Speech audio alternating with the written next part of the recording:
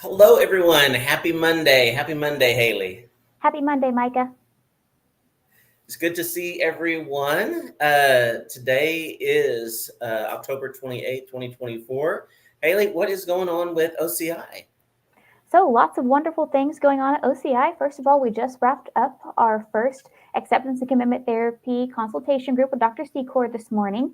And so we had 6 wonderful weeks of consultation with Dr. Secor on incorporating the nuances of acceptance and commitment therapy. So, we're very grateful for that. Next Monday, we wrap up our second written exposure therapy consultation group with Dr. Lack.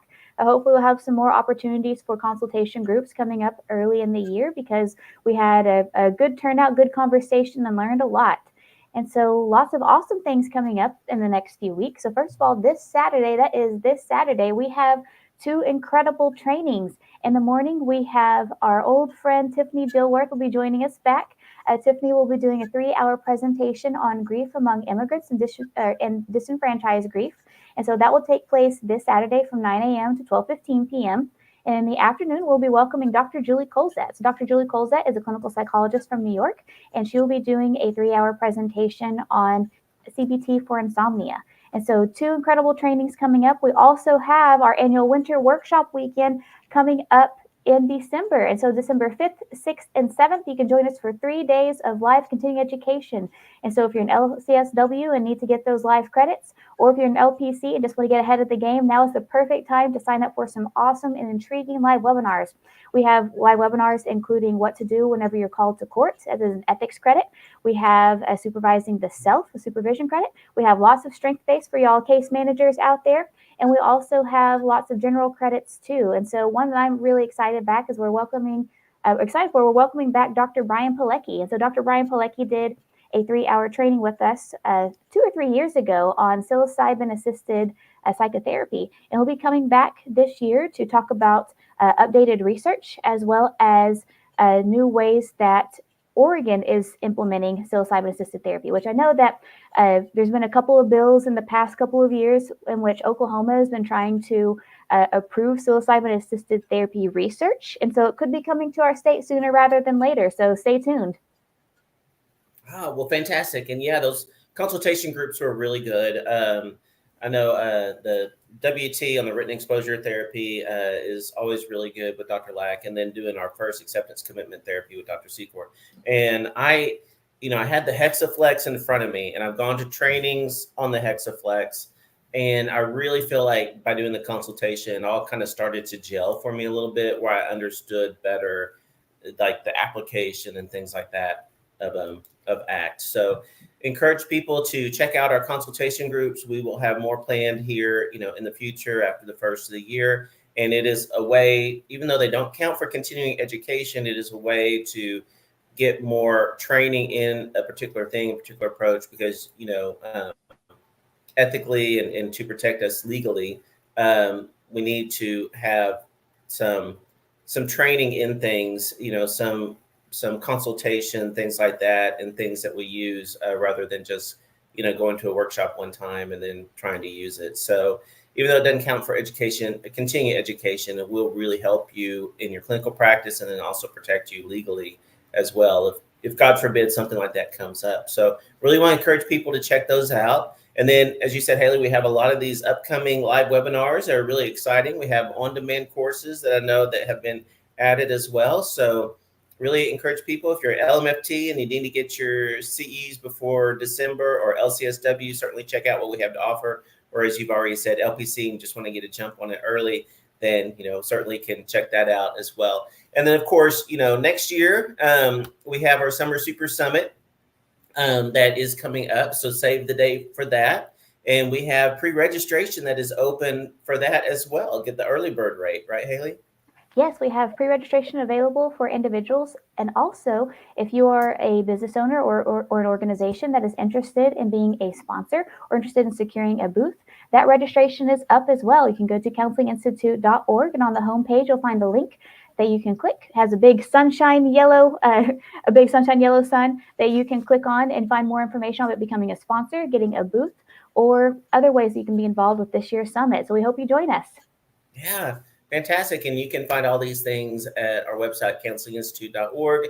Or if you'd like to contact us, you can email us or call or text if you have any questions. And so we would love for people to join us at the Summer Super Summit or become sponsors. And then, of course, check out all of our live webinars and on-demand courses at counselinginstitute.org. So, Hayley, what is going on in the world of mental health? So I stumbled upon an interesting article this morning from Psychology Today. And so Psychology Today had an article on what they called the productivity paradox. Are you familiar with that term, Micah? I am not, no. So I wasn't either until this morning. So the productivity paradox states that technology that is supposed to make us more productive, the research suggests can actually increase symptoms of burnout, increase the feeling that we are doing more work, but actually decreases productivity. And so what they found was that technology such as email, such as Teams, I love Teams, but such as Teams, such as anything that gives us the ability to connect to work whenever we're off the clock or connect to work on our computer, on our phone. One, it can be helpful because it can streamline the way that we do things, but also it can increase that feeling that we're not completely disconnected whenever we get off of work. And what the research has found is that 60 to 80% of workers experience what they call digital burnout, which is burnout stemming from constant interruption. So even if we're sitting here, even as we're doing this talk right now, I've gotten 2 emails from Teams, or not from Teams, from my Outlook. And so even as I'm talking right here, I know that I have a couple more emails to get back to after that. Those constant interruptions, those constant messages can lead to employee burnout because it's breaking our focus, is making it to where we can't complete one task at a time. And what the economists suggest is that these constant interruptions, this productivity paradox, is actually leading to an estimated $900 billion in annual loss due to limits to productivity. So workers are, what the research is showing, workers are busier than they ever have been. They're doing more than they ever have been. They're more connected and doing more at work than they ever have been. But productivity is at a historical low because of all the interruptions. Wow, that is really interesting. Thank you for that. So the story that I found has to do with technology as well. And so, we're close to Halloween. And so something that scares a lot of people is AI. And what is AI capable of, and how is it going to be in our lives and things like that. So this is actually from Channel 6 News from Tulsa on their webpage, and I added it to the feed for the Facebook, Oklahoma Counseling Institute Facebook page. But talking about AI and how it's being used in mental health. And Hayley, I know that you did an ethics training on AI and mental health, which is available on demand. So a little plug for that if you want to check out Hayley's ethics training on demand on AI. But talking about, being used in these different apps and things like that.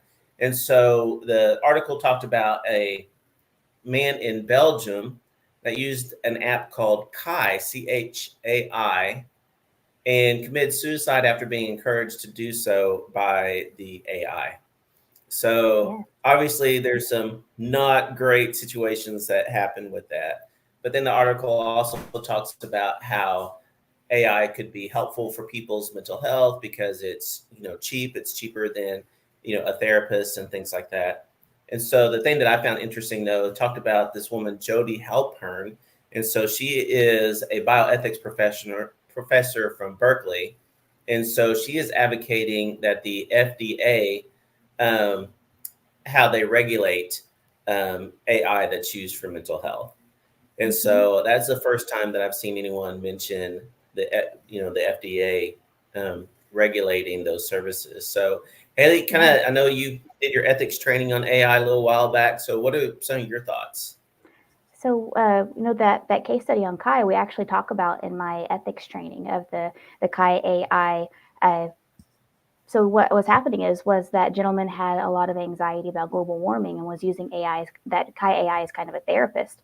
And he was talking about wanting to kill himself. And so it was really interesting when you look at the transcript of that interaction, because Chai was saying, hey, you shouldn't kill yourself. Here's 988. But if you want to, here's ways that you can do it. But you really shouldn't do it. But if you want to, here are ways you can do it. And so, a lot of AI, think about AI, it's AI is created by humans. So even though artificial intelligence, quote unquote, is a computer, it's still programmed and trained by human beings. So there's going to be room for human error. With AI, inside me, I would say inside me are two Haleys.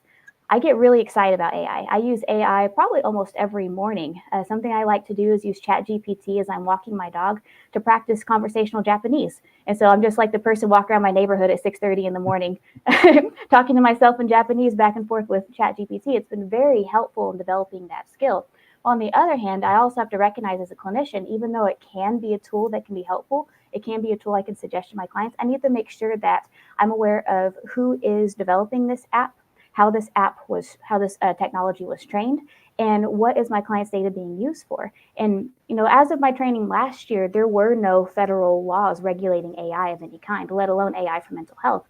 And so I am very much a proponent for having laws regulating AI and mental health, not to restrict our ability to use it, but to increase the safeguards for our clients. So I am very optimistic about what AI can do, but I also am very skeptical about using it right now for mental health myself, just because there are very limited safeguards. Mm-hmm.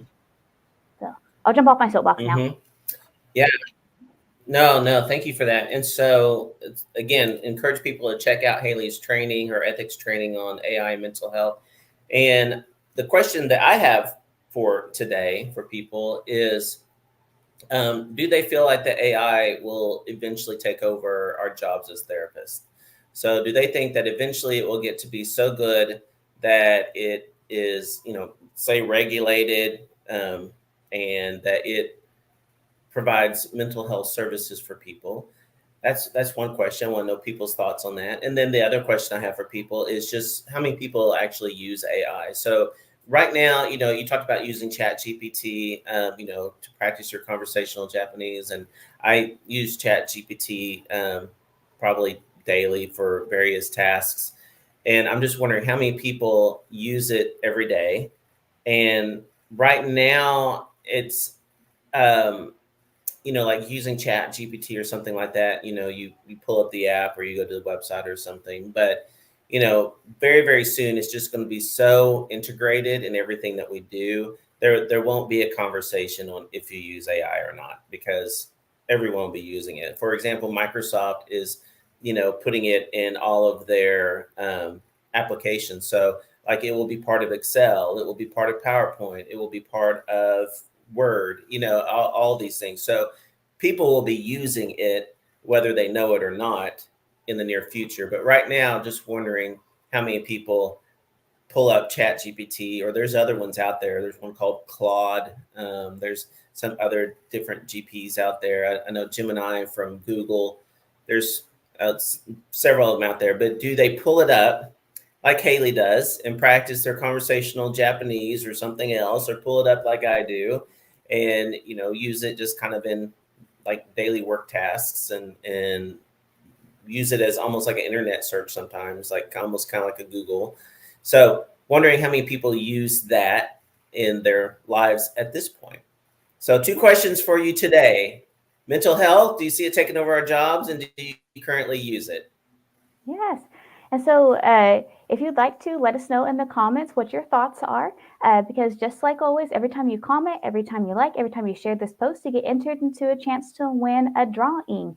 And so not only do you get entered into the drawing for a $10 gift card, you also help us grow by feeding the algorithm, feeding Facebook's AI, I'm sure too, to help us be seen. And so that being said, this week's winner is Yui Reynolds. Micah, what did Yui win? Hey, congratulations, Udella. So Udella, I've known Udella for a long time. And so congratulations that you won, Udella. So she won a gift card to Starbucks. So hopefully Nice. you'll Starbucks down there in the Lawton area. So congratulations to you. And if you'd like to be like Udella and win a gift card, do as what Hayley said, answer the questions, share, like, all those things with the post. And whenever you do that, each time you enter into the drawing, and you can be a winner like Udella. Yes. And so tell me, Micah, do you think that AI is going to replace our jobs? I know you kind of talked about how you use AI, but do you think that AI is going to replace us mental health professionals? I don't think that it will replace us, because so many people have mental health needs and things like that. But I think definitely it will be used by a large part of the population that, for various reasons, can't go see a human, and it maybe because of price or maybe because of embarrassment or something like that. So I do think it'll be used. I think that there will still be jobs for us, because there's just such a need for it. But what will be interesting is, people are going to want that human experience to be with somebody, I think, still. But what happens whenever the AI is a better therapist than a human therapist? And so whenever that's a better experience because it's more knowledgeable or whatever, fill in the blank, will we still be around? So I don't know. That would be interesting to know if psychotherapy is around in 100 years. So that's kind of my 2 cents. But I'd love to hear from everyone else. So put your thoughts in the comments. Hayley, do you think that mental health professionals will be around in 100 years? Well, so I think it's going to kind of break into two schools of thought, and this is looking way far in advance, because I think you're right. I think there's always going to be a need for that human element, but the use of AI might be helpful in, identifying, diagnosing, and giving treatment plans for mental health concerns. But I do think that there's something about that human relationship, especially as we become more and more of an isolated world. I mean, even through the checkouts at Walmart, we're losing out on a lot of these, social interactions throughout the day, and that we are very social creatures. And so I think that there is always going to be a need for that human relationship side. And so I kind of see our jobs either evolving as something different, or as, some folks still like the analog version of therapy, if you will.